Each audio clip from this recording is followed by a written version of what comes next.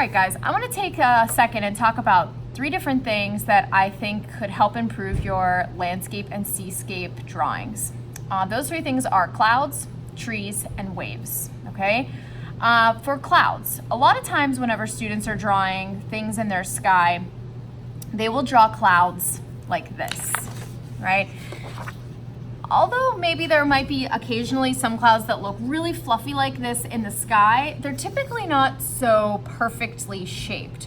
So there are all different types of clouds, and you can even look in the sky in Hokusai's images to see what I'm talking about, or look at the fog as well. So instead of having them be like so perfectly drawn like that, you know, a lot of clouds are long and horizontal in shape, and, you know, very irregular. When things exist in nature, like in the sky, they're often irregular and constantly flowing. So try out some different shapes of clouds. And they're really also blobs. They're just different shapes of blobs. Or maybe you want to do puffier clouds, but when you draw them, try making them a little bit more irregular, right? So we want to stay away from this and go more towards irregular clouds. So, you know, whatever style makes sense for you, okay? Okay, I also wanted to talk about trees. So let's say in your image, you have your foreground, you have your middle ground, and then you have your background. And, you know, maybe I'll add in Mount Fuji, and perhaps some other mountains and hills way off there in the distance, okay? And I'll add some texture on those things. I won't go too crazy on this because I really want to focus on trees. Okay, so I have this, and I see a lot of times kids draw trees like this. This does not look like a real tree. Maybe in a cartoon, a tree might look like that, right? But I want you guys to try to take your trees to the next level. Let's try to elevate your drawing skills just a little bit.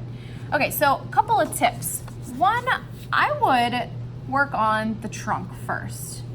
So draw your trunk. It's typically skinnier than what most kids draw. I don't always see that. I see a lot of this too. Right, really thick trunk, no separation between the top part of the tree and the trunk, and then it looks like, you know, a cotton ball on a stick, okay? So, as I was saying before, you want to start with your trunk, make it a little bit thinner than what you think you need to. Take some branches out in the direction that you think they would probably go, right, kind of all scattered. And then instead of drawing your trees in one big, or your leaves in one big clump, try spreading them out into a few separate clumps. I don't expect you to draw every single leaf. That would probably take a really long time. And especially, you know, if you're gonna have a few trees, you might not see all of those details anyways, but I'll show you an easy way to add leaves. So once you have these branches on, then you can add clumps of leaves kind of fitting around your branches. Now, I drew in Sharpie, so I can't, you know, erase my branches, but if I drew it in pencil, you could erase the branches maybe where you don't want to see them. And then you could add, you know, maybe some little squiggles to show, oh, there's a few leaves right here, and right here, and right here, kind of giving that like texture that there are leaves there.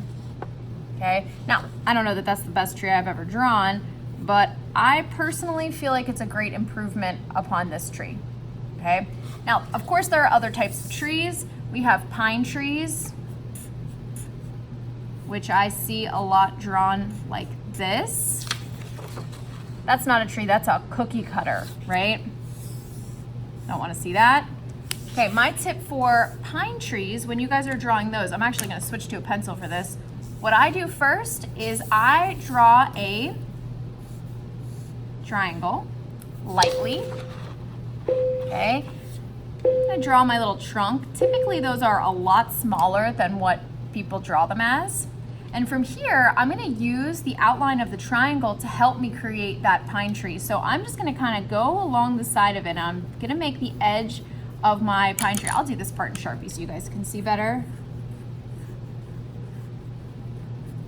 And I'm gonna do the same thing on the other side. And check it out, I'm using that triangle that I drew as a guide. And then I'll make the bottom real irregular, just some like zigzags. Add in my trunk, okay? And then I don't wanna leave it plain, right? If it's in my foreground, I definitely wanna add texture, and I'm just adding zigzags,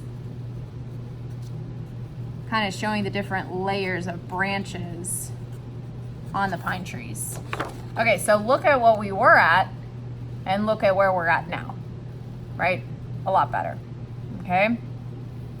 Okay, and then for waves or for water, when you guys are drawing that, consider, you know, you can make waves that go, let's see, that go like this, right? You can try shapes like that. You might even just do some like lines of water, foreground, going out to the middle ground.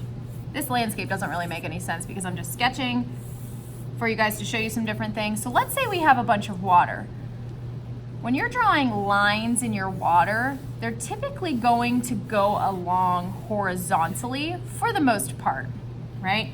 You wouldn't draw lines going vertical in your water, and I do often see that, right? That doesn't really make sense with the flow of the landscape, right? So if you're gonna draw details in your water, you would want to add those in a horizontal-like way. More of them would be in the front.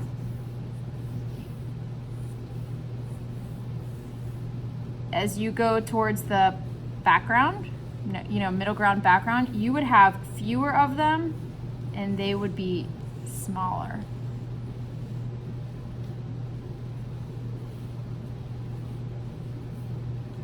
And then maybe even as like you get out further, ignore that tree.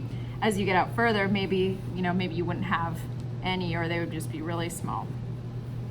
So bigger, back to smaller. Now, I mean, this is just like the detail I wanted to show you guys, like keep it horizontal, bigger in the front, smaller as we go towards the back. We've talked about that. But, you know, when you're looking at different wave types, Hokusai has so many different amazing examples. And if you're trying to do the great wave, I would suggest starting off with just kind of the shape of it in pencil lightly and get all your other things kind of laid out. And then you could go back and add in those frothy fingers that look like they're grasping to pull the fisherman under, and add those in layers.